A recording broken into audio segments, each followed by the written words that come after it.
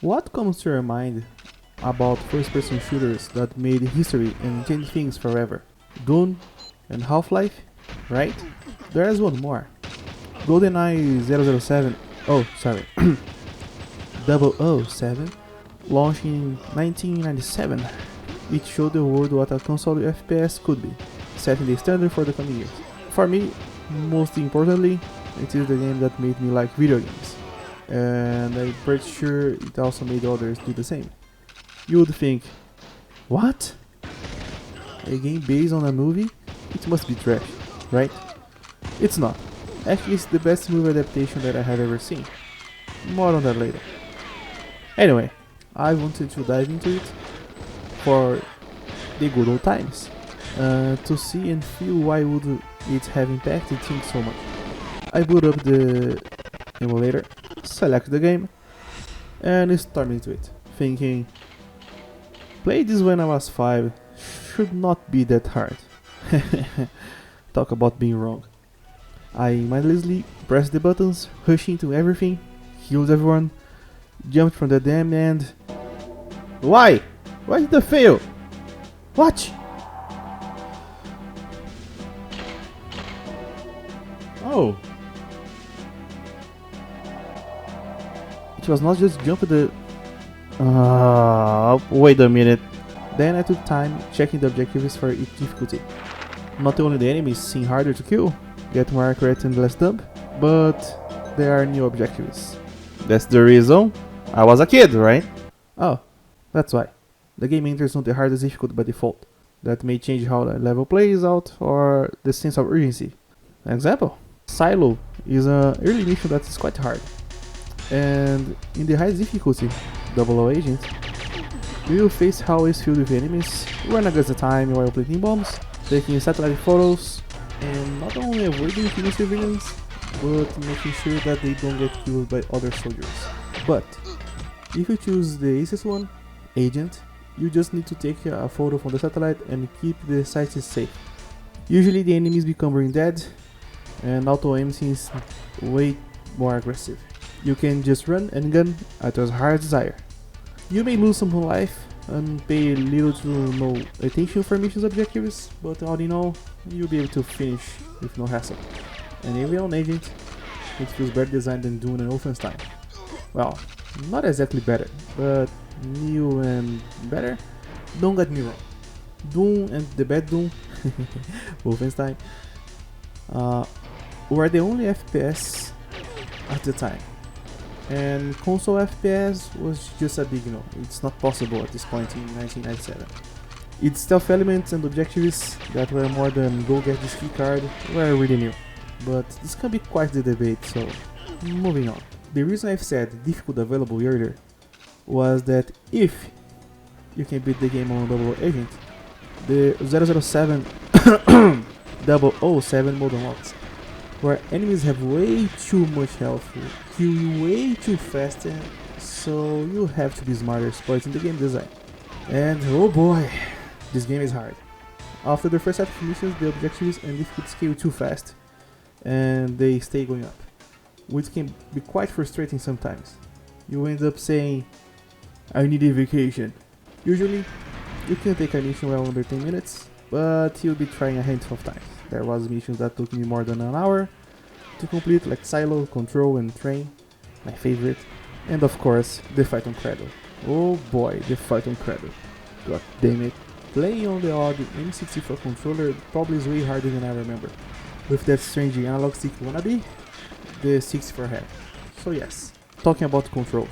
We can see that the major how to do an FPS are here. But some things are on the wrong place or side for today's standards. But you can see what we use today came from GoldenEye. And it is as it is, because navigating on a console was not established or never thought about before. The closer that we had was a virtual copy, a shooting on a real game. So I would guess that it used to be easier, and take into account that the N64 controller doesn't have a second stick for the camera, they had to use the C buttons for the camera. Yes, those yellow buttons. And also created some tech that are still here, like aim assist, and others died, like look ahead. I'll explain with a gameplay. First time you enter the game and try to walk forward, everything is okay, until you try to turn.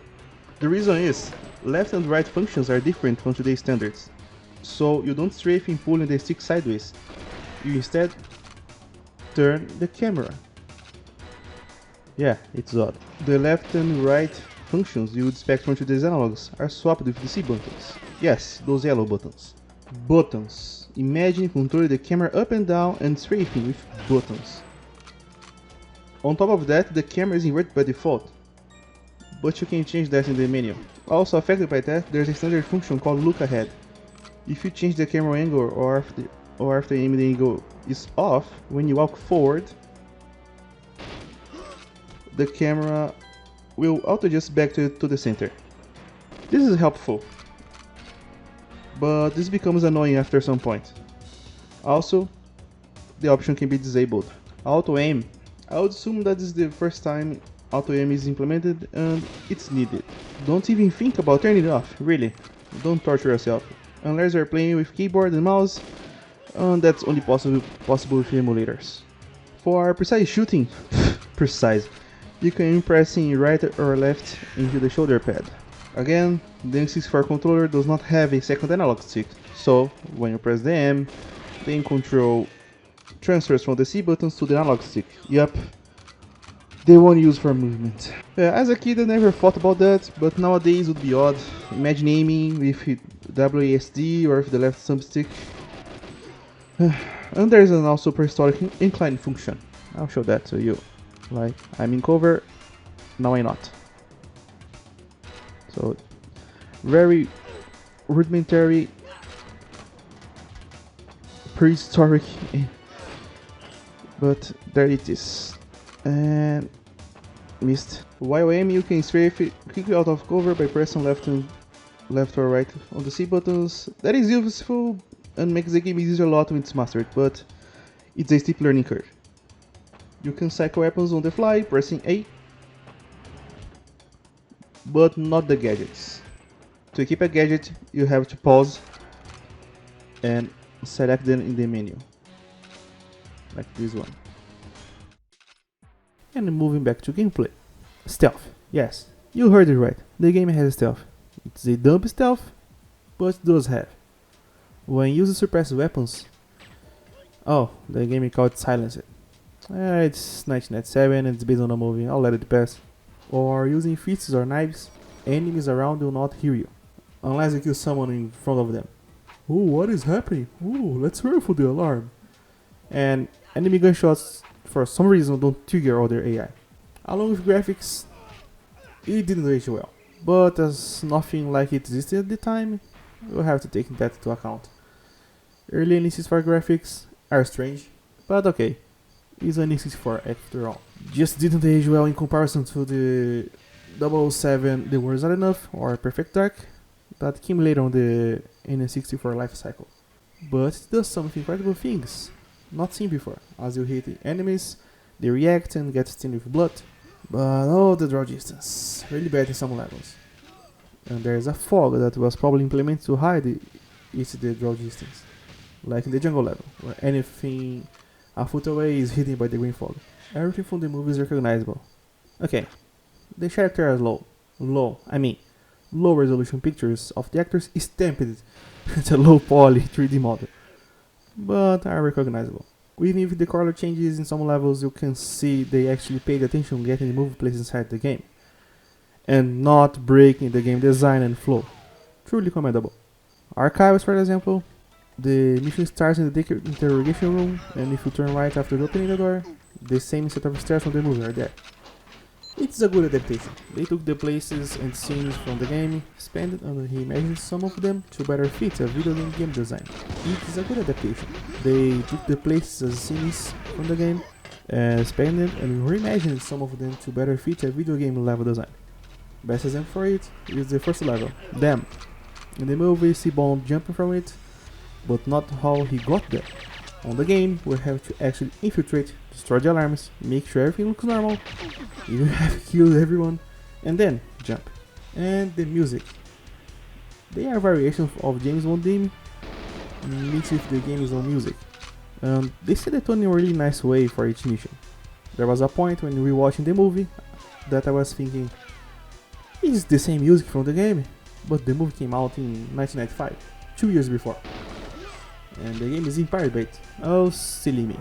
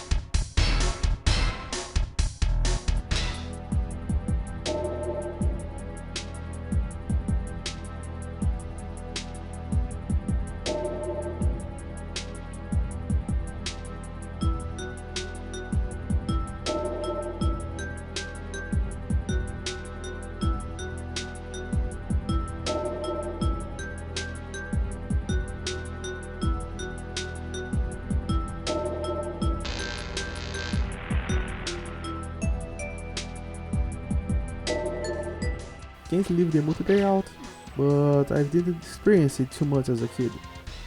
While I was a teenager going into anime conventions, I was able to play a lot of it.